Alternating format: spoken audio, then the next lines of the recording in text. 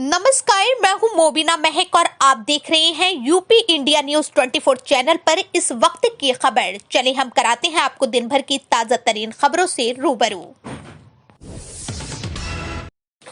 594 kilometre लंबा Ganga expressway फरवरी के दूसरे सप्ताह में शुरू होगा, जिससे मेरठ से प्रयागराज की 12 से 13 घंटे की यात्रा 6 से 7 घंटे में पूरी होगी।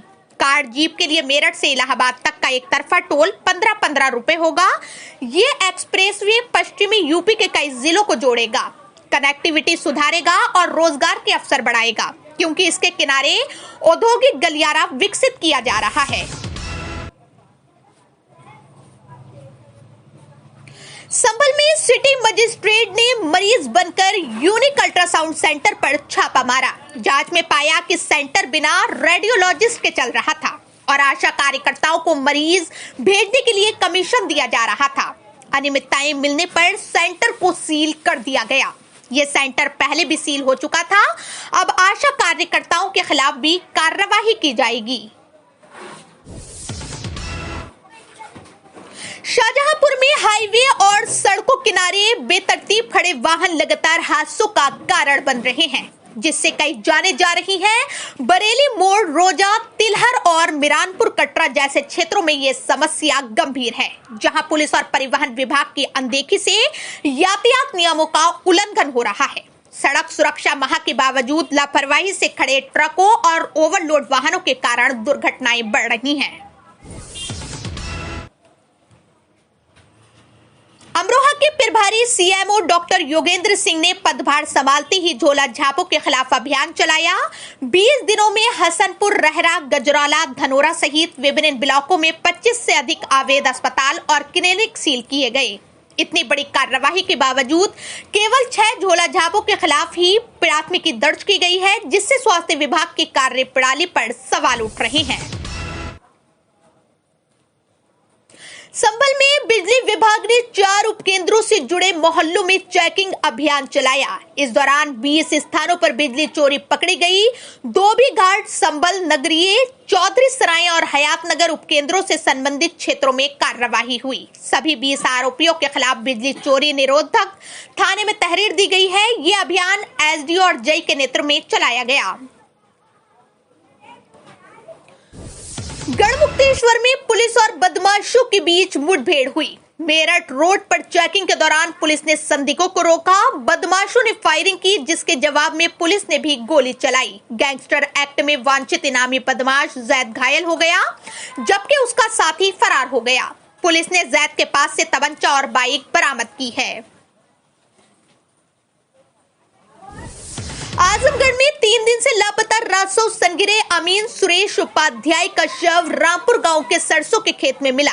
बेटे ने हत्या का आरोप लगाते हुए बताया कि एक महिला की आरसी काटने के बाद वो मानसिक रूप से परेशान थे और अपनी हत्या की आशंका जताते थे। पुलिस ने शव कब्जे में लेकर जांच शुरू कर दी है। पोस्टमार्टम रिपोर्ट का इंतजार है। कानपुर के बिल्हौर में एक 13 वर्षीय किशोरी को देर रात घर के बाहर से अगवा कर 2 चचेरे भाइयों ने सामूहिक दुष्कर्म किया। पीड़िता की मां की शिकायत पर पुलिस ने मुख्य आरोपी फैसल खान और उसके नाबालिग चचेरे भाई के खिलाफ दुष्कर्म और पॉक्सो एक्ट के तहत मामला दर्ज किया है। दोनों आरोपियों को हिरासत में लेकर पूछताछ की जा रही है और किशोरी को मेडिकल जांच के लिए भेजा गया है। मोहन नगर लोनी रोड साहिबाबाद स्थित हर्षा कंपाउंड औद्योगिक क्षेत्र की एएमएक्स मेडिकल सिस्टम फैक्ट्री में मंगलवार शाम भीषण आग लग गई। एक्सरे मशीन बनाने वाली इस 2 मंजिला फैक्ट्री में लगी आग पर दमकल के 7 गाड़ियों ने 2.5 घंटे की मशक्कत के बाद काबू पाया। घटना में किसी प्रकार की जनहानि नहीं हुई है, लेकिन आग लगने का कारण अभी अज्ञात है। बेसमेंट में बैग का गोदाम था। संभल के चंदोसी क्षेत्र में सीओ आवास के नाम पर हो रहे अवैध खनन का भंडाफोड़ हुआ है। एसडीएम और नायब तहसीलदार ने नरोली के मोहम्मदपुर कस्बा गांव में छापेमारी कर एक डंपर और ट्रैक्टर ट्रॉली पकड़ी। खनन की अनुमति सीओ के निर्माणाधीन आवास के लिए मिट्टी भराव हेतु ली गई थी, लेकिन अवैध रूप से कहीं और खनन किया जा रहा था। पकड़े गए वाहनों को पुलिस को सौंप दिया गया है और खनन इंस्पेक्टर को सूचित कर परमिशन रद्द करने की कार्रवाई की जा रही है। मुरादाबाद में आवारा कुत्तों का आतंक बढ़ गया है। कचहरी परिसर में 6 अधिवक्ताओं को कुत्तों ने काटकर घायल कर दिया, जबकि अगवानपुर में चिकन बिरयानी की दुकान के पास 6 अन्य लोग भी शिकार हुए। इस घटना ने शहर में आवारा कुत्तों के खतरे को उजागर किया है।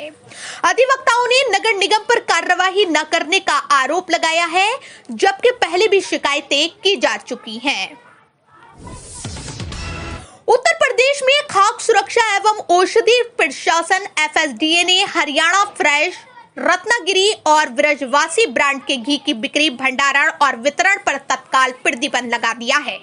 प्रयोगशाला जांच में ये घी गुणवत्ता मानकों पर खरे नहीं उतरे और इनमें दूध के अलावा अन्य तत्व पाए गए, जिससे इन्हें असुरक्षित घोषित किया गया। FSDA ने सभी खाद्य सुरक्षा अधिकारियों को सख्त निगरानी के निर्देश दिए हैं ताकि प्रतिबंधित घी बाजार में दोबारा न पहुंचे। संभल में अंतर्राष्ट्रीय वाहन चोर एवं 24 नवंबर 2024 को जामा मस्जिद सर्वे विरोध में हुई हिंसा के मास्टरमाइंड शारिक साठा की चल संपत्तियों को पुलिस बुधवार को कुर्क करेगी। इस संबंध में जिला न्यायालय से कुर्की का आदेश जारी हो चुका है। साथ ही SDM की ओर से टीम गठित कर दी गई है। 2026 में देश भर में चल रही विभिन्न पेंशन योजनाओं में सरकार द्वारा बड़े बदलाव किए गए हैं। जनवरी 2026 से लागू हुए इन नए नियमों का उद्देश्य ये सुनिश्चित करना है कि सरकारी सहायता केवल उन्हीं लोगों तक पहुंचे जो वास्तव में इसके हकदार हैं। पिछले कुछ समय से देखा जा रहा था कि अपात्र लोग भी पेंशन योजनाओं का लाभ उठा रहे थे, जिससे असली जरूरतमंदों को नुकसान हो रहा था।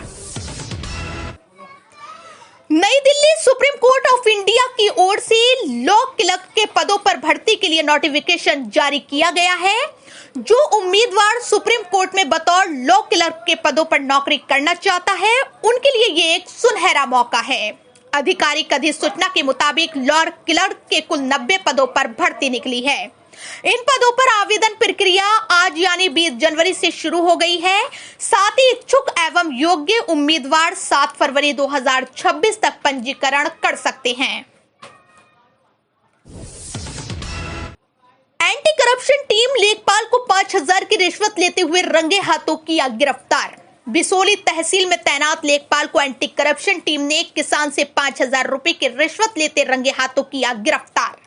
जनपद बदायूं की बिसोली तहसील में तैनात एक लेखपाल को मंगलवार को एंटी करप्शन टीम ने रिश्वत लेते हुए रंगे हाथ गिरफ्तार किया। आरोपी सतीश शर्मा लेखपाल ने किसान ओम प्रकाश निवासी जखोरा जौहरपुर से जमीन का पट्टा कराने के नाम पर 5000 रुपए की रिश्वत मांगी थी। योगी सरकार 2027 विधानसभा चुनाव से पहले बजट में बड़ा दांव खेलने की तैयारी में है। सभी पेंशन योजनाओं में 500 रुपए प्रति माह की बढ़ोतरी की जाएगी, जिससे पेंशन राशि 1500 रुपए हो जाएगी। इस फैसले से लगभग 1 करोड़ पेंशन धारक लाभान्वित होंगे, जिसमें बुजुर्ग, विधवा और दिव्यांग शामिल हैं। ये कदम विरोधियों के सवालों का जवाब देने और करोड़ों मतदाताओं तक पहुंचने की चुनावी रणनीति का हिस्सा माना जा रहा है। अब 10वीं पास युवा जो सरकारी नौकरी की तलाश में है, उनके लिए खुशखबरी है। मीडिया रिपोर्ट्स के मुताबिक भारतीय डाक की ओर से देश भर में ग्रामीण डाक सेवक GDS के बम्पर पदों पर जल्द ही नौकरी के लिए नोटिफिकेशन जारी किया जा सकता है। अधिसूचना जारी होने के बाद अभ्यर्थी भर्ती में शामिल होने के लिए official website India post government India पर जाकर तय तिथियों के अंतर्गत फॉर्म भर सकेंगे। फॉर्म केवल ऑनलाइन स्वीकार किए जाएंगे, अन्य किसी भी प्रकार से अभ्यर्थी आवेदन नहीं कर सकेंगे।